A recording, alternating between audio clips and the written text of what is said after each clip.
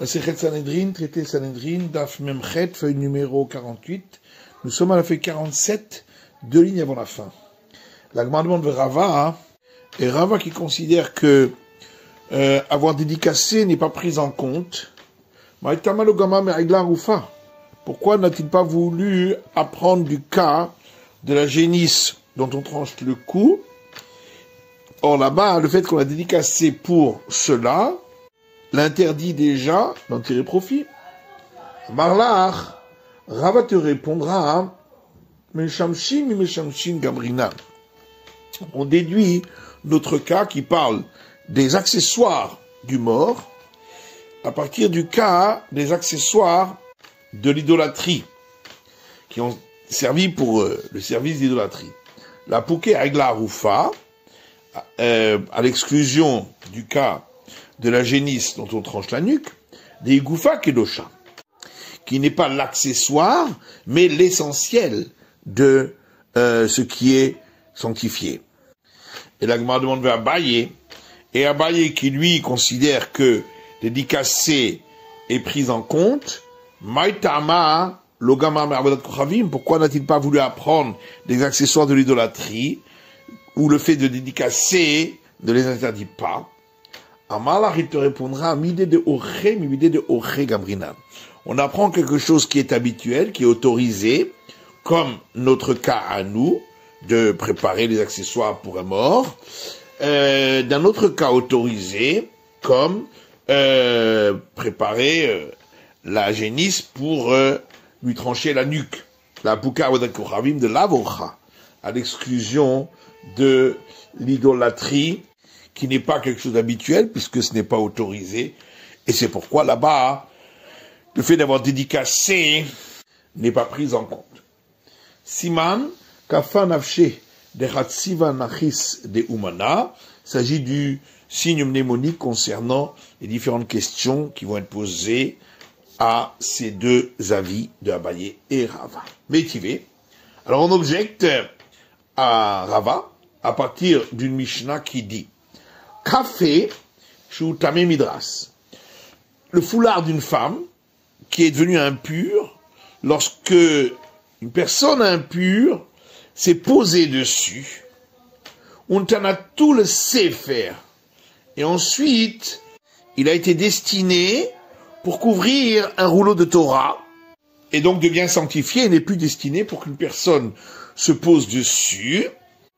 Taror, il est devenu pur, minamidras, de l'impureté, par le fait qu'une personne impure s'est posée dessus, et qui était donc au degré de père d'impureté, avaltame magar midras. Il devient uniquement impur par le fait qu'il a touché lui-même, lorsqu'il était impur de cette impureté, d'avoir été une surface sur laquelle s'est posée une personne impure, et donc il est maintenant premier degré de l'impureté. Donc on voit d'ici que par le fait de l'avoir seulement destiné pour le rouleau de la Torah, c'est déjà pris en compte. Donc, question contre Rava. Et on répond, Eman etanatu ou krachatu. On parle d'un cas où on a destiné pour cela, et on l'a déjà utilisé une fois pour envelopper le rouleau de Torah. Et là, on dit la maline etanatu krachatu. Alors pourquoi ai-je besoin que ça ait été destiné pour cela et qu'on l'a utilisé pour envelopper? Est-ce qu'avoir utilisé pour envelopper ne suffit pas déjà? Et l'Agma dit que des Rafrizda. Non, parce qu'on suit l'avis de Rafrizda, mais Rafrizda, quand Rafrizda dit Haïsoudara, un tissu d'Azmene le Metzar Betfilin, qu'on a destiné à devenir un sac pour y mettre les phylactères, Metzar Betfilin, et on l'a déjà utilisé une fois pour y mettre les phylactères, Asur Metzar Bepshite, il devient saint, et on ne pourra pas l'utiliser pour y mettre dedans des pièces d'argent. Azmene velot sarbe, si on l'a dédicacé pour cela, mais on l'a pas encore utilisé pour y mettre les phylactères, Tsarbe velo azmene, ou même si on a déjà utilisé pour y mettre les phylactères, mais on l'avait pas dédicacé pour cela, Charele mitzarbe pshité, on aura le droit d'y mettre des pièces d'argent. Ou l'Abaye d'Amar Azvana Miltaï, la Gemara dit, et d'après Abaye, qui considère que le fait d'avoir dédicacé, c'est déjà pris en compte, Azmene Afalgab de l'autre Sarbe, d'après lui, si on l'a dédicacé pour les phylactères, même si on n'y a pas mis les phylactères, le rend déjà sanctifié. Sarbe, maintenant, si on a mis les phylactères dedans, Iazmene, si on l'avait également dédicacé, effectivement, il devient sanctifié. Il doit azmene l'eau, mais si on n'avait pas dédicacé pour cela, hein, il n'est pas sanctifié. Tachema, la Gemara dit, viens et écoute, une braïta qui dit, Nefesh shebenao le shem hay, une construction funéraire qu'on a construite alors que la personne est encore en vie, Boutabana, on a le droit d'en tirer profit. Aussi bodimus echad le shem met, si on a rajouté dans la construction pour un homme qui était déjà mort, à Sobana, on ne pourra pas en tirer profit. Donc on a ici une preuve pour Abaye que le fait d'avoir seulement dédicacé est déjà pris en compte. Et l'Agma répond, d'après Rava, Rabimayaskinan, ici on parle des Rama Bemet. On a mis déjà le mort dans la tombe. Et donc on l'avait déjà utilisé. Yari Maïria Osif. Mais alors à ce moment-là, pourquoi dire qu'il avait rajouté sur la construction Kilo Osif Nami, même s'il n'avait pas rajouté sur la construction, ça devient interdit. Et l'Agma répond, l'autre Sikha, on a besoin de cet enseignement à Falgade de panier, pour dire que même si le mort y avait été mis avec l'intention ensuite de l'exhumer, malgré tout, si on avait rajouté dans le bâti, après qu'il était mort, eh bien, ça devient sanctifié. Amaraframbar, papa Amarafrizda, et Rapapa dit au nom de Rafrizda, Imayamakiro Holso Muta. Si on savait quelle était la partie qui avait été rajoutée, on peut enlever cette partie, et le reste est autorisé dans ce cas-là.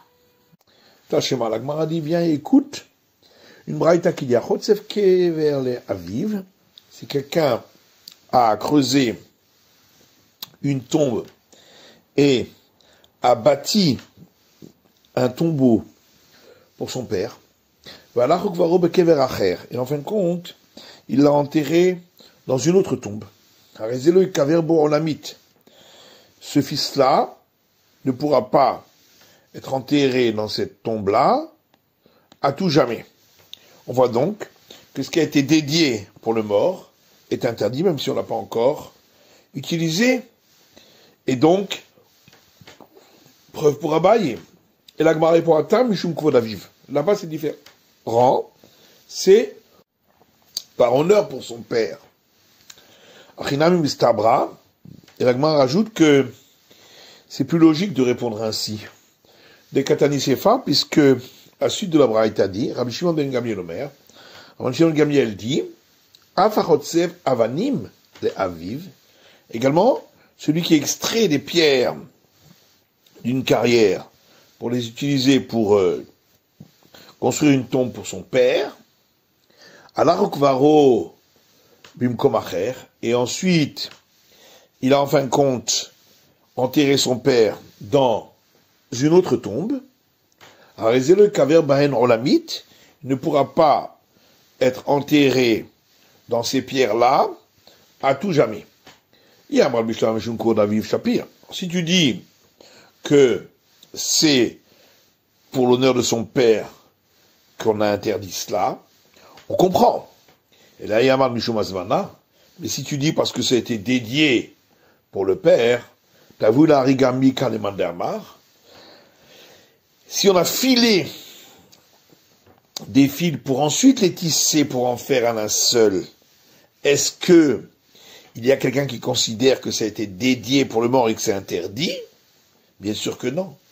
Donc dans notre cas aussi, où ça a été seulement extrait de la carrière, mais ça n'a pas été construit pour être une tombe encore, bien sûr qu'il n'y a aucun interdit, si ce n'est ici pour l'honneur de son père. Tâche pas, la grande vient, écoute, une braïta qui dit Kever Hadash, une tombe nouvelle qui a été construite en prévision d'un mort. Boutabana, on a le droit d'en tirer profit, puisque ça n'a pas été fait pour un mort pour l'instant. Et Tilbo Nefel, si il y a enterré un avorton à Soubana, on n'a pas le droit d'en tirer profit. Et Tillo, on voit de là que c'est que si il a enterré un avorton que c'est interdit, mais s'il n'a pas encore enterré, même si ça avait donc été dédié pour cela, ce ne sera pas interdit. Et il y a donc une preuve ici pour la vie de Rava. Et l'Agma répond à Din d'Afalga de l'Oetil. En vérité, c'est pareil, même si il n'avait pas encore enterré d'avorton dedans, c'est aussi interdit, selon Abaye. Ou la Pouké ben Ravan Shen Gamliel. Et pourquoi on a parlé du cas où il a enterré l'avorton? C'est pour exclure la vie de Ravan Shen Gamliel d'Amar, qui dit En infalim tefisas a kever, que les avortons n'interdisent pas le tombeau dans lequel ils ont été enterrés. Quand je parle là, c'est pourquoi on vient m'apprendre que oui. Tâche par la grande, il vient et écoute. Une Mishnah qui dit Motar ametim les metim. Le reste de l'argent qui a été récolté pour des morts pauvres, pour leur enterrement, il doit être destiné aux morts. Motar amet, le reste de l'argent qui avait été récolté pour un mort particulier, et il reste de l'argent après son enterrement, les yorshav, c'est pour être utilisé par ses héritiers. Donc on voit que si ça a seulement été dédié pour un mort, il n'y a pas d'interdiction pour les héritiers, donc c'est une preuve pour Rava et contre Abaye. Et là, on répond, Ramaskinan, ici de quoi parlons-nous? Chez Gavou Mechaim. On avait ramassé cet argent alors que les personnes étaient encore vivantes. C'est pourquoi il n'y a pas d'interdiction. L'Agma dit Alotaneaché, mais pourtant, on n'a pas enseigné ainsi. Dit-on, puisqu'il y a Mishnah qui dit, Motar ametim, les metim. Le reste de l'argent qui avait été récolté pour les morts doit être utilisé pour des morts. Motar amet, les yorshav. Le reste de l'argent qui avait été destiné pour un mort en particulier ira à ses héritiers. Mais Taniala, il y a une braïta qui dit là-dessus, Keitzad, de quoi parlons-nous? Gav ou le metim stam, si on avait ramassé de l'argent pour des morts sans précision, Zeu motar ametim, les metim. C'est là-dessus qu'on dit que ce qui reste en plus, cet argent pour les morts, devra aller pour des morts. Gavou les mettre zé, et si on a ramassé de l'argent pour ce mort-là en particulier, et on n'a pas eu besoin d'autant d'argent, zéhou, c'est là-dessus qu'on a dit motar amet yorshav, qui reste en plus de ce qui avait été perçu pour un mort, ira à ses héritiers. Donc on voit qu'on parle du cas où il était déjà mort. La Gemara dit, ta mère. Mais alors, toi qui poses la question, je peux te poser toi aussi une question.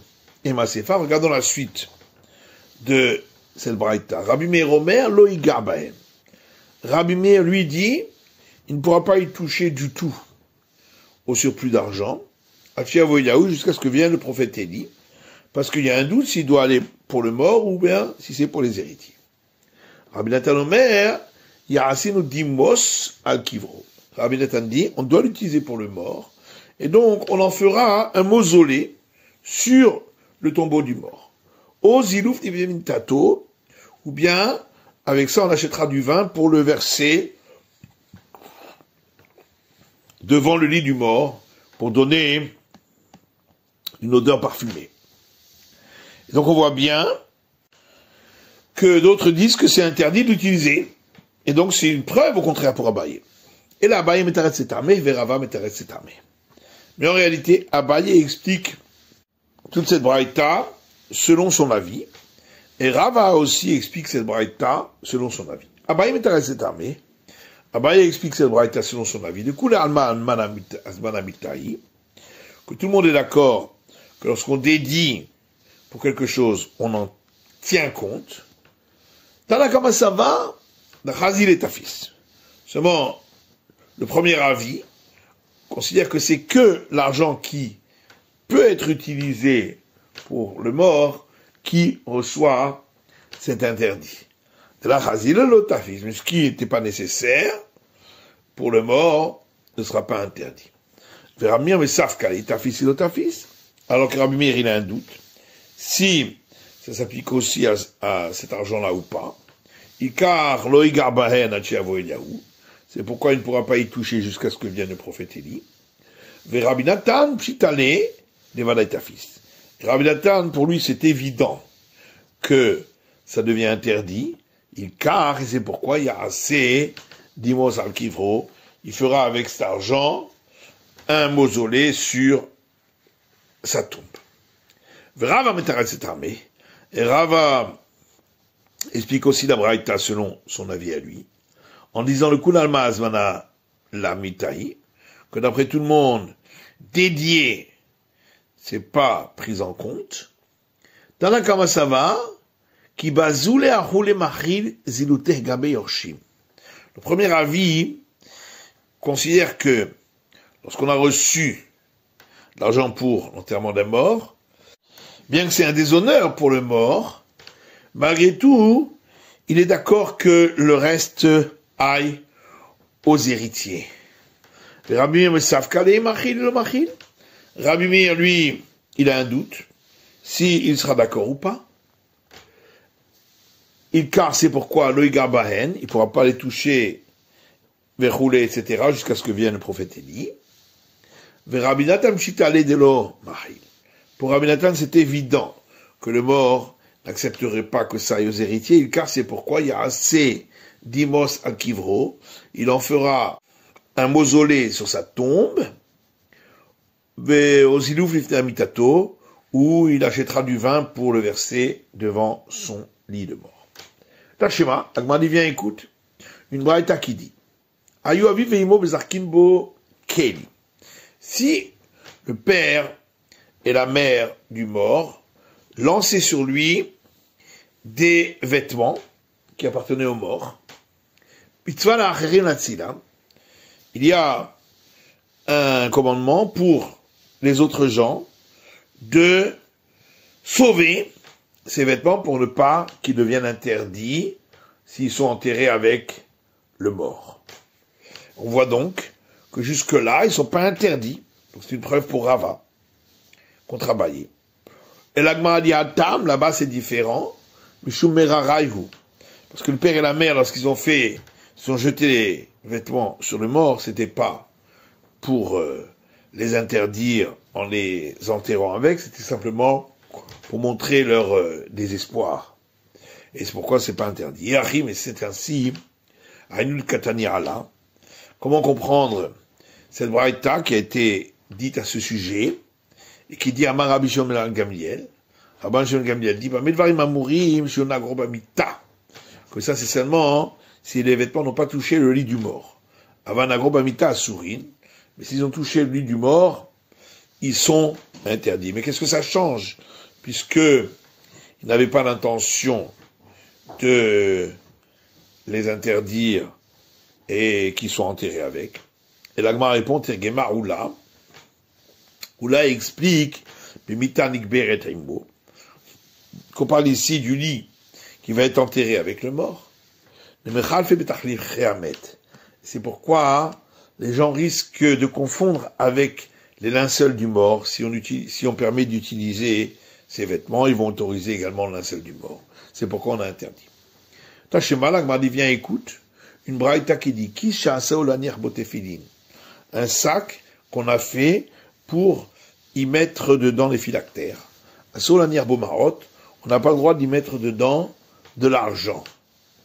Et niarbo tefilin, il y a niarba marot. Si on a simplement mis les phylactères dedans, il pourra y mettre de l'argent.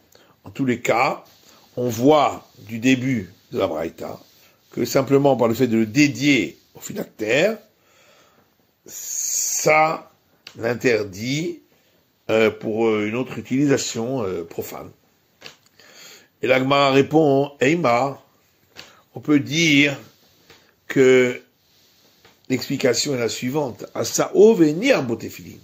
On parle qu'il a fait le sac et qu'il a déjà mis une fois les phylactères dedans. Asao venir bomarot, dans ce cas-là, effectivement, il ne pourra pas utiliser pour mettre de l'argent, qu'il est rafrizda, comme on a vu déjà l'enseignement de Rafrizda à ce sujet. Tachema, viens écoute, une braïta qui dit, Amaluma anaseli tik shel sefer. Si un homme a dit à un artisan, fais-moi un manteau pour un rouleau de Torah, ou un article shel tefillin, ou fais-moi une enveloppe pour y mettre les phylactères, tant qu'il ne les a pas utilisés pour la sainteté, il pourra les utiliser pour le profane. S'il les a déjà utilisés une fois pour la sainteté, il ne pourra pas utiliser pour le profane. Donc on a ici une preuve pour l'enseignement de Rava. Et l'Agma répond Tanaï.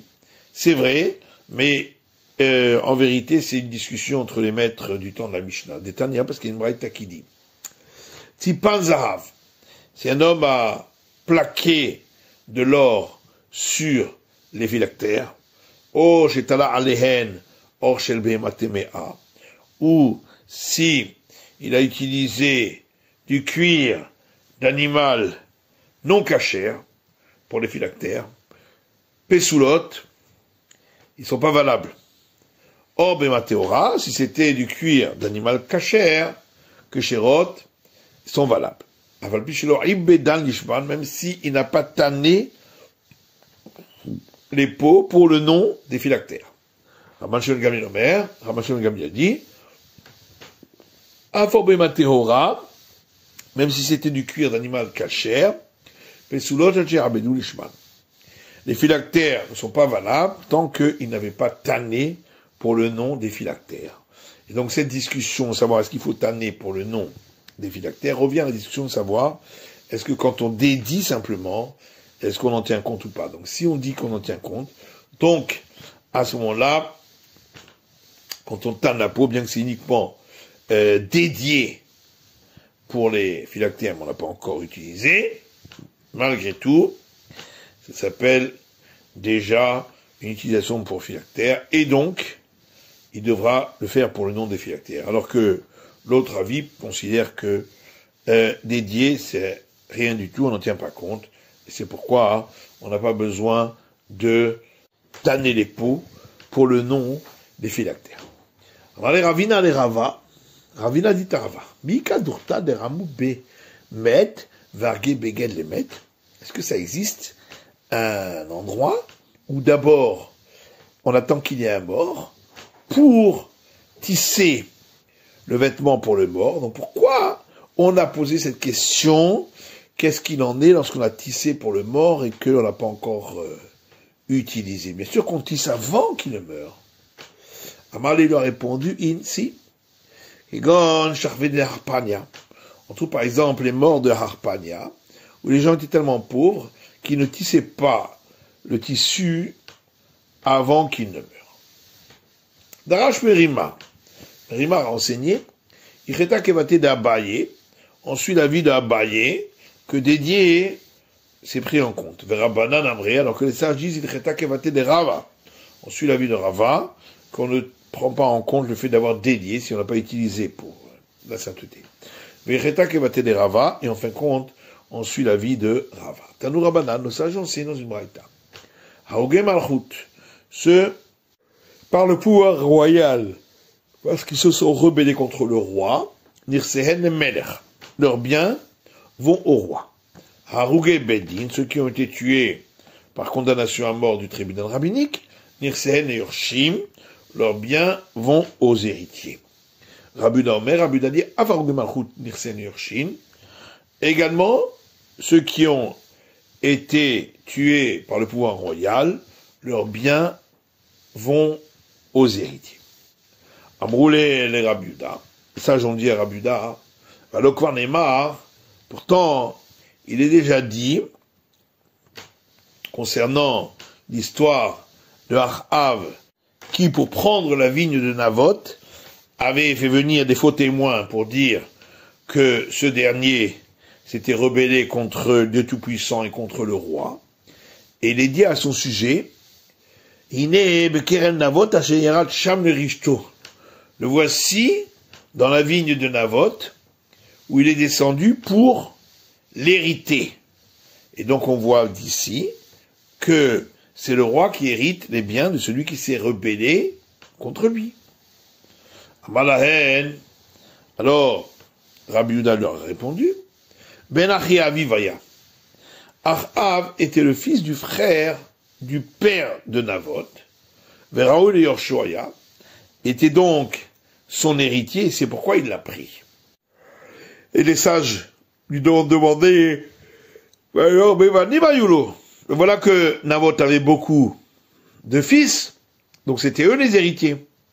Amar lahen, Rabbi Yehuda leur a répondu, Otovet banav harag. Achav a tué, lui, Naboth, et ses fils. Chez Neymar, comme il est dit dans le livre des rois, si ce n'est que le sang de Naboth et le sang de ses fils, j'ai vu. Donc on voit qu'il a tué les fils. Verabanan, alors que les sages, eux, ils expliquent le verset en disant Haou le vanim, Aroïn atzetimenu. Ce verset parle des enfants qui auraient dû naître de lui s'il n'avait pas été tué indûment. Alors l'Agma a dit, Bistama, demandé à Ma, Nirsen et Meder. On comprend d'après celui qui dit, c'est-à-dire les sages, que les biens de celui qui a été tué parce qu'il s'est rebellé contre le roi vont au roi. À une dirtive, on comprend qu'il est écrit Berach Naboth Elokim Vamelech, que Achav a payé des témoins pour dire que Naboth avait blasphémé contre Dieu Tout-Puissant et contre le roi. Ceci afin qu'il puisse hériter de ses biens puisque il s'est rebellé contre le roi. Et là, demande à Amar Nirsen et Yorshin. Mais d'après celui qui dit que de toute façon, même dans ce cas-là, les biens vont aux héritiers. L'Amali va m'aider. Pourquoi a-t-il donc dit et le roi? Il aurait suffi de dire que il a blasphémé Dieu Tout-Puissant. Pourquoi ont-ils besoin de témoigner qu'il a blasphémé le roi? Velitamer Elokim l'Amali. Et l'Amali, d'après toi qui pose la question, pourquoi a-t-on donc écrit qu'il a blasphémé Dieu Tout-Puissant? Il suffisait de dire qu'il a blasphémé le roi pour recevoir ses biens, puisque s'il blasphème Dieu Tout-Puissant, il ne reçoit pas les biens. Et là, la pouche héritera. Mais, forcément, il faut dire, c'est pour que les juges se mettent en colère contre lui et qu'ils le jugent défavorablement. Rinami, donc ici aussi par rapport à ta question, la pouche héritera, c'était uniquement pour que les juges se mettent en colère et qu'ils le jugent sévèrement. Puis la Gemara pose la question suivante. Bishtama, les Madama Nirsen et Meder. On comprend d'après celui qui dit que les biens de ceux qui se sont rebellés contre le roi vont au roi. À nous, les on comprend qu'il est écrit dans le livre des rois. Yanos Yoav el Ohel Hashem, que lorsque Yoav a vu que l'envoyé du roi Salomon venait pour le tuer parce que il s'était rebellé contre le roi David, alors il s'est enfui vers la tente de l'Éternel, et il a saisi les coins de l'autel pour être protégé. Il est écrit Yomer lo kipo amut. Et il a dit non, je ne viendrai pas vers toi, mais je mourrai ici. On comprend qu'il a fait ceci pour ne pas mourir par le pouvoir royal, parce qu'il s'était rebellé contre le roi, car ainsi ses biens n'iraient pas à ses héritiers. Et là, les mandamans nirsen miorshim. Par contre, d'après celui qui dit que les biens vont également dans ce cas-là aux héritiers, Ma'inav kalimina, qu'est-ce que ça a changé? Pourquoi il a préféré s'agripper au coin de l'hôtel, puisque de toute façon il allait mourir en fin de compte, puisque personne ne l'aurait donné à manger, il serait mort de faim. Et là, on va répondre c'est juste pour pouvoir vivre un peu plus longtemps. Yoshua ben Ayahu est un melech d'avoir les morts, Kodiber Yoav vecho Anani. Alors, toujours dans le livre des rois, il est écrit que Ben Ayahu, qui avait été envoyé par le roi Salomon pour tuer Yoav, est revenu chez le roi, en lui rapportant la parole suivante, en disant ainsi a parlé Yoav, et ainsi il m'a répondu. Pourquoi on répète deux fois ainsi? Il a parlé, ainsi il m'a répondu. Qu'est-ce qu'il a dit en plus?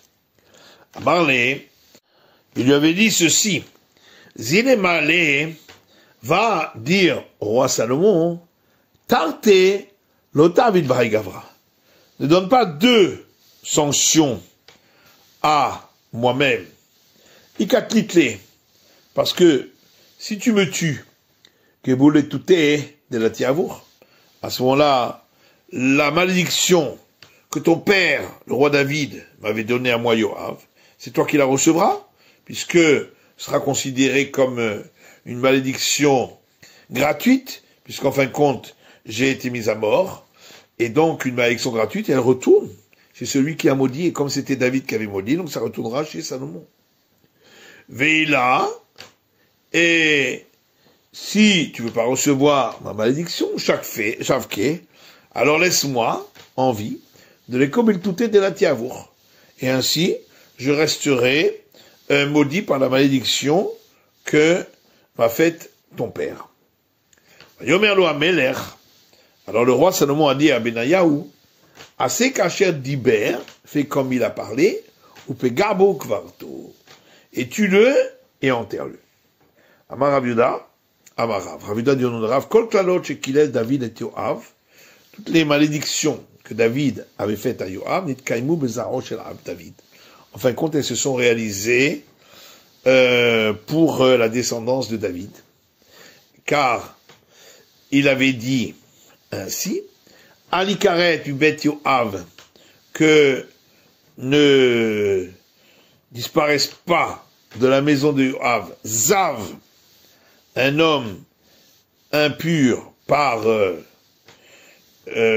écoulement de gonorrhée, ou Metzora, et un homme impur par plaie de lèpre, ou Machazik Bapeler, et un homme qui ne peut marcher qu'avec un bâton, Fenofel Bacherev, et un qui va mourir par l'épée pendant la guerre, Vachassar Lechem, et un homme qui manquera de pain. Zav, alors on a retrouvé chez la descendance de David un homme qui a été impur par l'écoulement de gonorrhée, mais Rehoboam, c'est Rehoboam le fils de Shlomo, Dirtiv, comme il est écrit dans les rois, Vameler Rehoboam it Ametz, et le roi Rehoboam s'est efforcé, la halot ba merkava, de monter dans le char, la nous Yerushalayim, pour s'enfuir à Jérusalem. Urtiv, or il est écrit par ailleurs concernant l'homme impur de l'impureté de la gonorrhée,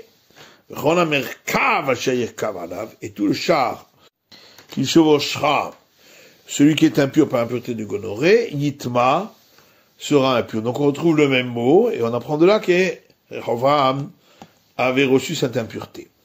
Metzora, et l'impureté de la lèpre, mais Oziyahu, on l'a trouvé chez le roi Oziyahu, descendant de David Irtiv, puisqu'il est écrit le concernant, au Becheskato, et lorsque il est devenu fort, Gavar Libo, il est devenu orgueilleux, Ad Ashrit, jusqu'à des fautes terribles, Vaïmal Bachem, il a fauté contre l'Éternel et l'Okav, son Dieu tout-puissant, Vaïavo, il est venu Elechal Hashem dans le palais de l'Éternel, à Aktir al-Mizbeach HaKetoret, pour offrir des encens sur l'autel des encens, alors qu'il n'était pas un prêtre.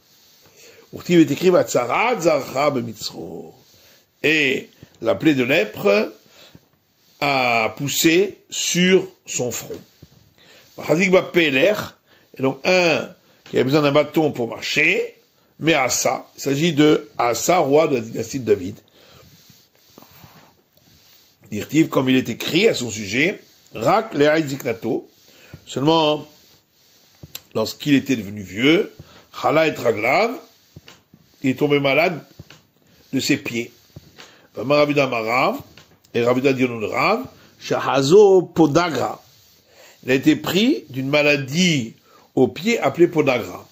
Amale Mazoutra Beren Rav Nachman, Mazoutra, le fils de Rav Nachman, a dit à Rav Nachman, Echidami, commencer cette maladie. Amale lui a dit que Mahad Bifsarachai.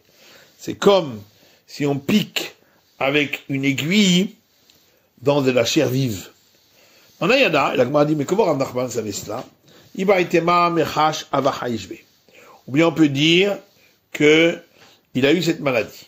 Ibaitema, si tu veux, on peut dire Merab et Avegamirla, qu'il a appris cela de son maître. Ibaitema, si tu veux, on peut dire Son Hashem Irav Rito le Adiram, c'est comme il est écrit dans le verset dans les psaumes, le secret de l'Éternel va à ceux qui le craignent, et son alliance pour leur faire savoir. Et donc il a reçu cela directement par secret de l'Éternel. Nofel Bacherev, et un qui tombe sous le glaive, c'est-à-dire pendant la guerre, Yoshiaou. Il s'agit de Yoshiaou, roi de la dynastie de David Irtiv, comme il est écrit à son sujet. Yoru Ayorin Amelech Yoshiaou, et ceux qui envoient des flèches les ont lancés sur le roi Yoshiaou, Vamaravuda Marav et Ravuda Dunurav, chez Asukol Gufo Kikvara. Ils ont transformé son corps en passoire. Chassar Lechem, et un auquel il manque du pain, Mi Yechonia. Il s'agit de Yechonia, le dernier roi de la dynastie de David, qui a été exilé par Nabucodonosor. Et les dirtives est écrit à son sujet, Varuchato, et son repas, Aruchat Tamid Nitnalo, lui a été donné quotidiennement par Evin Merodach, le successeur de Nabucodonosor. Ce qui montre bien que du temps de Nabucodonosor, il ne recevait pas son repas. Amaravida Amarav, Ravida Dionon de Rav, Hayudam Rinche, ça correspond à ce que les gens disent, Te'eluta velo te'elata. Il vaut mieux que tu reçoives une malédiction plutôt que tu maudisses quelqu'un d'autre. Parce que quand on maudit, si c'est gratuit, eh bien la malédiction revient sur celui qui a été maudit. C'est la fin de l'étude du Daf Memchet de la feuille numéro 48.